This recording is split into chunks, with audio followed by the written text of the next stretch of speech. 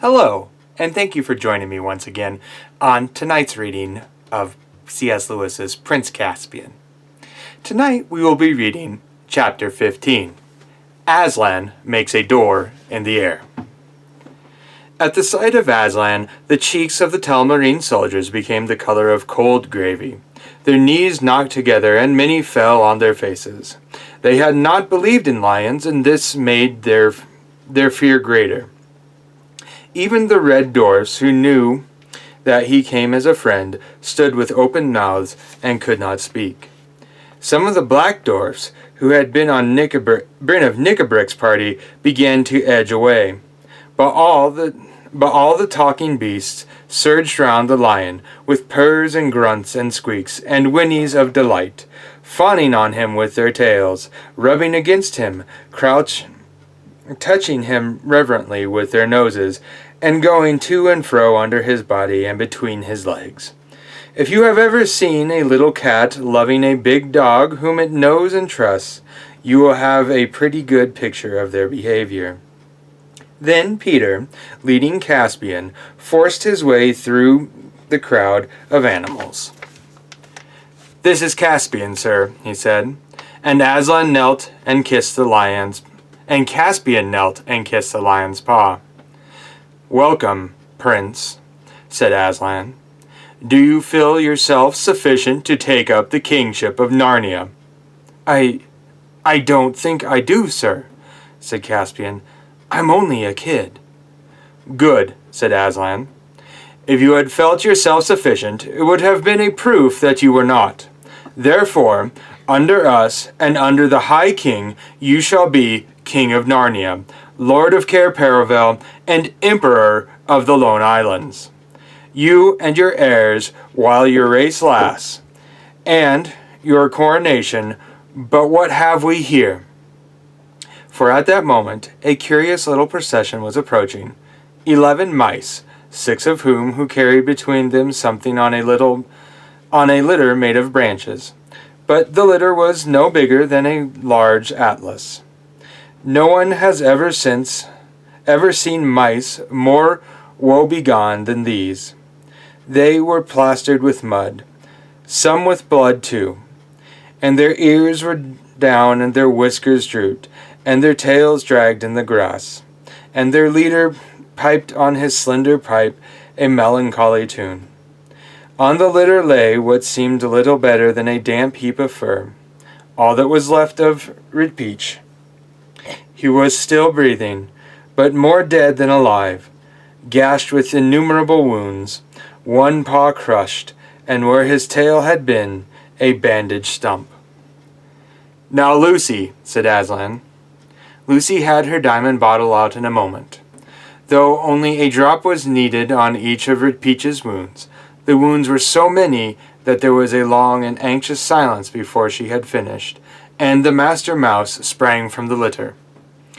His hand went at once to his sword hilt. With the other he twirled his whiskers. He bowed. "Hail, Aslan!" came his shrill voice. "I have the honor—" But suddenly he stopped.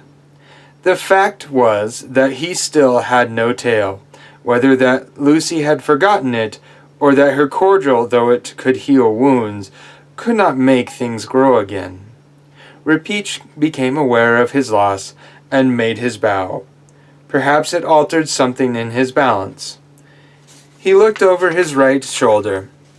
Failing to see his tail, he strained his neck further, till he had to turn his shoulders, and his whole body followed. But by that time his hindquarters had turned to, and were out of sight. Then he strained his neck, looking over his shoulder again, with the same result.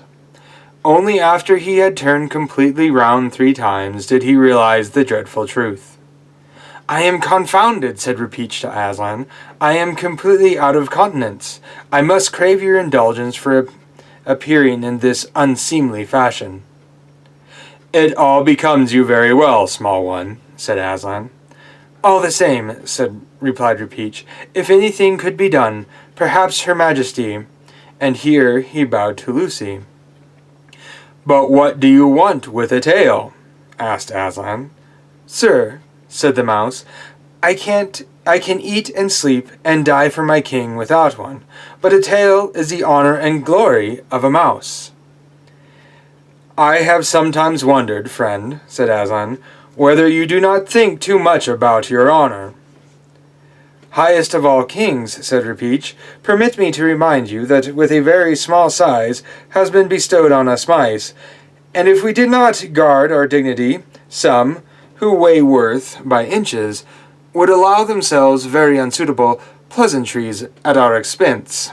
That is why I have been at some pains to make it known that no one who does not wish to feel this sword as near his heart as I can reach, shall talk in my presence about traps, or toasted cheese, or candles. No, sir, not the tallest fool in Narnia." Here he glared very fiercely up at Wimbleweather, but the giant, who was always a stage behind everyone else, had not yet discovered what was being talked about down at his feet, and so missed the point. "Why have your followers all drawn their swords, may I ask?" said Aslan. "May it please your high majesty," said the second mouse, whose name was Pepiqueek, "we are all waiting to cut off our own tails if our chief must go without his.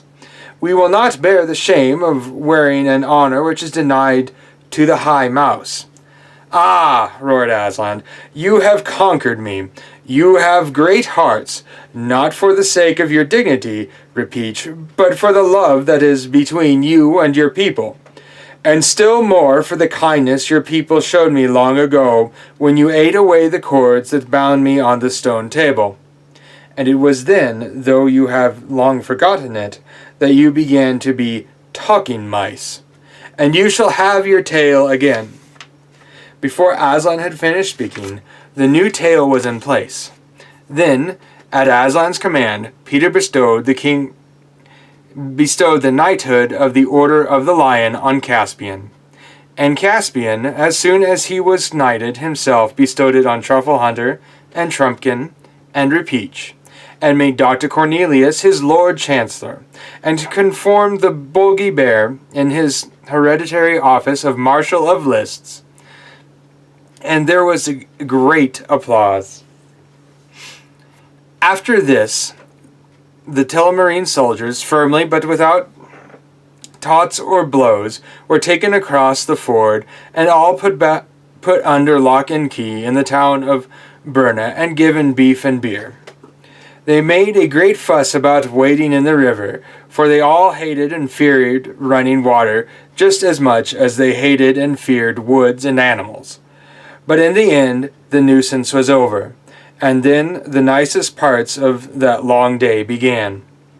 Lucy, sitting close to Aslan, and divinely comfortable, wondering what the trees were doing. At first she thought they were merely dancing. They were certainly going round slowly in 2 circles, one from left to right, and the other from right to left. Then she noticed that they kept throwing something down in the center of both circles. Sometimes she thought they were cutting off long strands of their hair. At other times it looked as if they were breaking off bits of their fingers. But if so, they had plenty of fingers to spare, and it did not hurt them. But whatever they were throwing down, when it reached the ground, it became brushwood or dry sticks.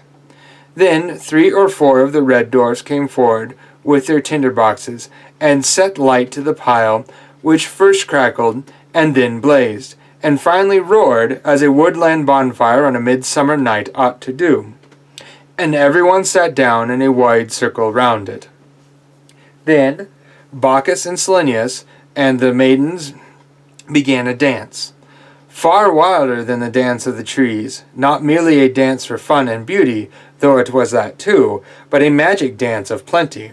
And where their hands touched, and where their feet fell, the feast came into existence.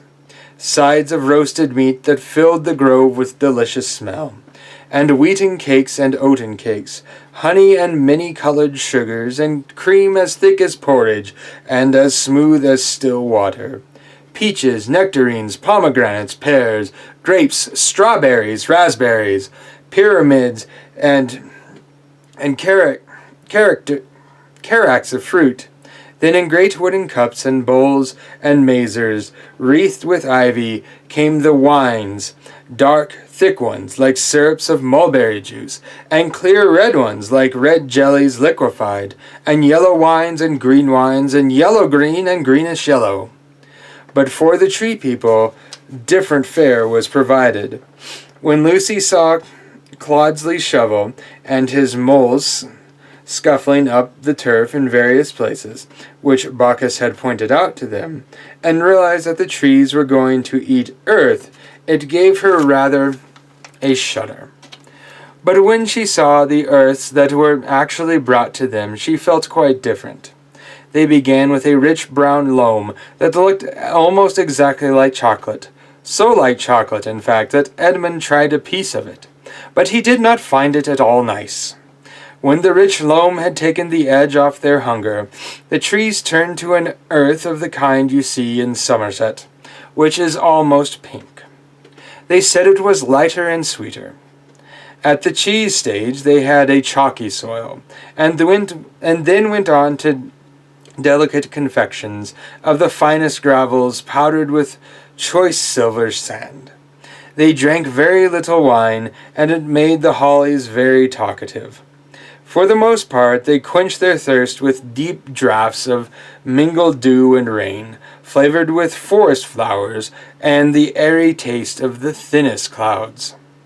Thus Aslan feasted the Narnians till long after the sunset had died away, and the stars had come out, and the great fire, now hotter but less noisy, shone like a beacon in the dark woods.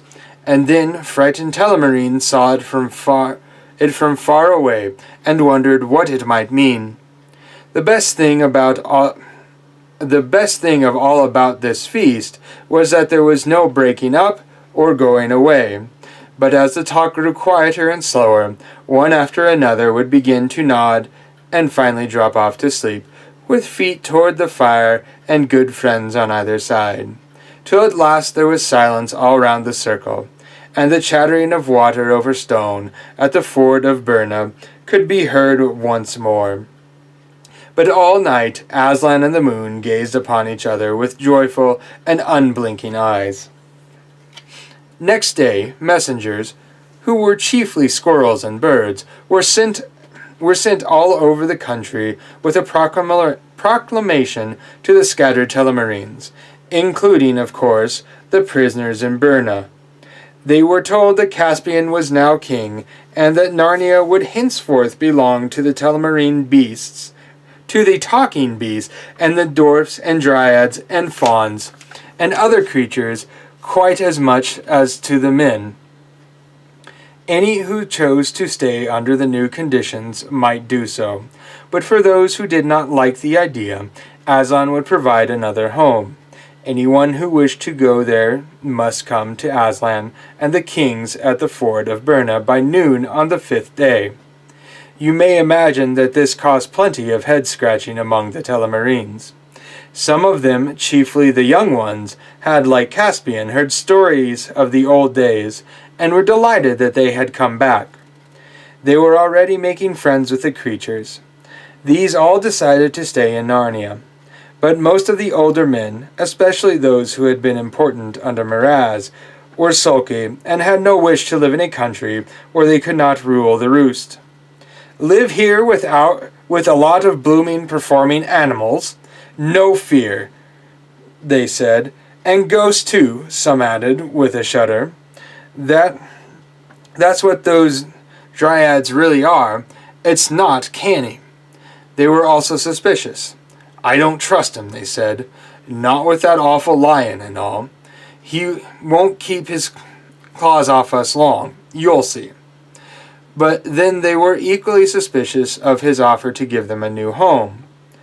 Take us off to his den and eat us one by one, most likely, they muttered. And the more they talked to one another, the sulkier and more suspicious they became. But on the appointed day, more than half of them turned up. At one end of the glade Aslan had caused to be set up 2 stakes of wood, higher than a man's head and about 3 feet apart. A third and lighter piece of wood was bound across them at the top, uniting them, so that the whole thing looked like a doorway from nowhere into nowhere. In front of this stood Aslan himself, with Peter on his right and Caspian on his left. Grouped round them were Susan and Lucy, Trumpkin and Trufflehunter, the Lord Cornelius, Glenstrom, Repeach, and the others. The children and the dwarfs had made good use of the royal wardrobes in what had been the castle of Miraz, and was now the castle of Caspian. And what with silk and cloth of gold, with snow and linen glancing through slashed sleeves, with silver mail shirts and jeweled sword hilts, with gilt helmets and feathered bonnets, they were almost too bright to look at. Even the beasts wore rich chains about their necks. Yet nobody's eyes were on them or the children. The living and strokable gold of Aslan's mane outshone them all. The rest of the old Narnians stood down each side of the glade, as far as at the far end the Telmarines. The sun shone brightly, and pennants fluttered in the light wind. "Men of Telmar," said Aslan, "you who seek a new land, hear my words. I will send you all to your own country, which I know and you do not." "We don't remember Telmar. We don't know where it is. We don't know what it's like," grumbled the Telmarines. "You came into Narnia out of Telmar," said Aslan, "but you came into Telmar from another place. You do not belong to this world at all. You came hither, certain generations ago, out of that same world to which the High King Peter belongs." At this, half the Telmarines began whimpering. "There you are, told you so. He's going to kill us all, send us right out of the world." And the other half began throwing out their chests and slapping one another on the back and whispering, "There you are, might have guessed we didn't belong to this place, with all its queer, nasty, unnatural creatures. We're of royal blood, you'll see." And even when Caspian and Cornelius and the children turned to Aslan with looks of amazement on their faces. "Peace," said Aslan in a low voice, which was nearest to his growl. The earth seemed to shake a little, and every living thing in the grove became still as stone. "You, Sir Caspian," said Aslan, "might have known that you could be no true king of Narnia unless, like the kings of old, you are a son of Adam, and came from the world of Adam's sons. And so you are. Many years ago in that world, in a deep sea of that world which is called the South Sea, a shipload of pirates was driven by storm on an island, and there they did as pirates would, killed the natives and took the native women for wives, and made palm wine and drank and were drunk, and lay in the shade of the palm trees, and woke up and quarreled, and sometimes killed one another. And in one of these frays 6 were put to flight by the rest and fled with their women into the center of the island and up a mountain, and went, as they thought, into a cave to hide. But it was one of the magical places of that world, one of the chinks or chasms between the world and this. There were many chinks and chasms between worlds in old times, but they have grown rarer. This was one of the last, I do not say the last, and so they fell, or rose, or blundered, or dropped right through, and found themselves in this world, in the land of Telmar, which was then unpeopled. But why it was unpeopled is a long story. I will not tell it now. And in Telmar, their descendants lived and became a fierce and proud people. And after many generations, there was a famine in Telmar, and they invaded Narnia, which was then in some disorder. But that also would be a long story. And conquered it and ruled it. Do you mark all this well, King Caspian? I do indeed, sir, said Caspian. I was wishing that I came of a more honorable lineage." "You came of the Lord Adam and the Lady Eve," said Aslan, "and that is both honor enough to erect the head of the poorest beggar, and shame enough to bow the shoulders of the greatest emperor on earth. Be content." Caspian bowed. "And now," said Aslan, "young men and women of Telmar, will you go back to that island in the world of men from which your fathers first came? It is no bad place. The race of those pirates who first found it has died out, and it is without inhabitants. There are good wells of fresh water, and fruitful soil, and timber for building, and fish in the lagoons. And the other men of that world have not yet discovered it. The chasm is open for your return, but this I must warn you, that once you have gone through it, it will close behind you forever. There will be no more commerce between the worlds by that door." There was silence for a moment. Then a burly, decent-looking woman, fellow among the Telmarine soldiers, pushed forward and said, "Well, I'll take the offer." "It is well chosen," said Aslan, "and because you have spoken first, strong magic is upon you. Your future in that world shall be good. Come forth." The man, now a little pale, came forward. Aslan and his court drew aside, leaving him free access to the empty doorway of the stakes. "Go through it, my son," said Aslan, bending toward him and touching the man's nose with his own. As soon as the lion's breath came about him, a new look came into the man's eyes, startled but not unhappy, as if he were trying to remember something. Then he squared his shoulders and walked into the door. Everyone's eyes were fixed on him. They saw 3 pieces of wood, and through them the trees and grass and sky of Narnia. They saw the man between the doorposts. Then, in 1 second, he had vanished utterly. From the other end of the glade, the remaining Telmarines set up a wailing, "Ah, what's happened to him? Do you mean to murder us? We won't go that way." And then one of the clever Telmarines said, "We don't see any other world through those sticks. If you want us to believe in it, why doesn't one of you go? All of your own friends are keeping well away from the sticks." Instantly Repeach stood forward and bowed. "If my example can be of any service," said Aslan, he said, "I will take 11 mice through that arch at your bidding, without a moment's delay." "Nay, little one," said Aslan, laying his velvety paw ever so lightly on Repeach's head. "They would do dreadful things to you in that world. They would show you at fairs. It is others who must lead." "Come on," said Peter suddenly to Edmund and Lucy. "Our time's up." "What do you mean?" said Edmund. "This way," said Susan, who seemed to know all about it. "Back into the trees. We've got to change." "Change what?" asked Lucy.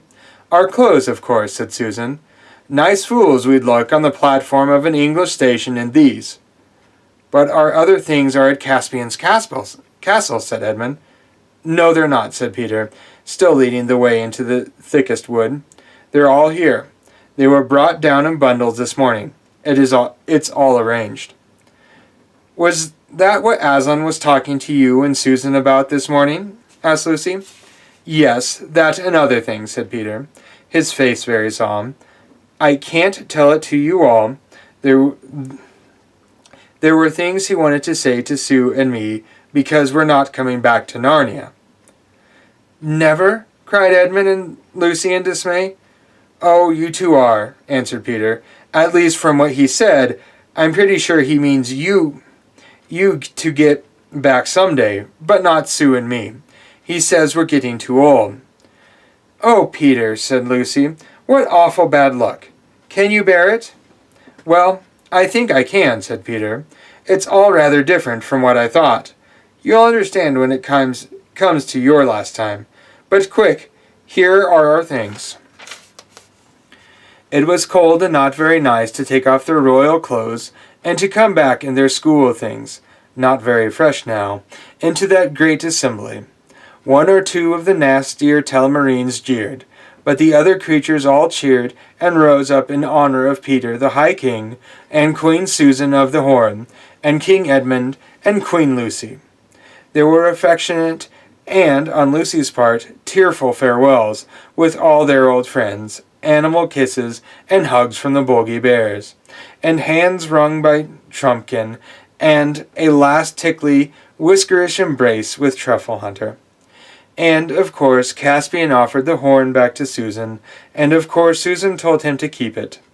And then, wonderfully and terribly, it was farewell to Aslan himself, and Peter took his place with Susan's hands on his shoulders, and Edmund's on hers, and Lucy's on his, and the first of the Telmarines on Lucy's, and so in a long line they moved forward to the door.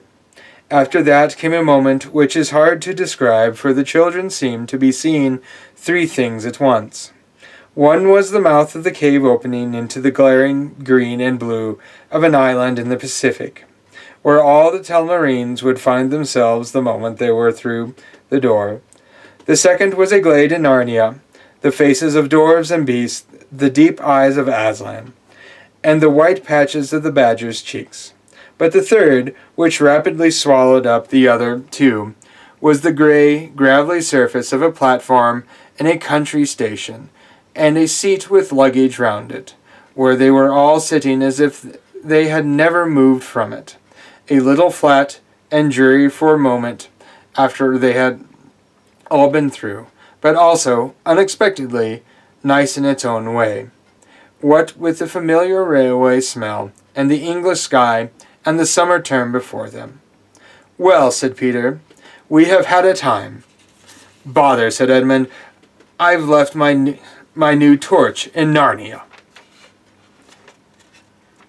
And this ends C.S. Lewis's Prince Caspian. Thank you for joining me.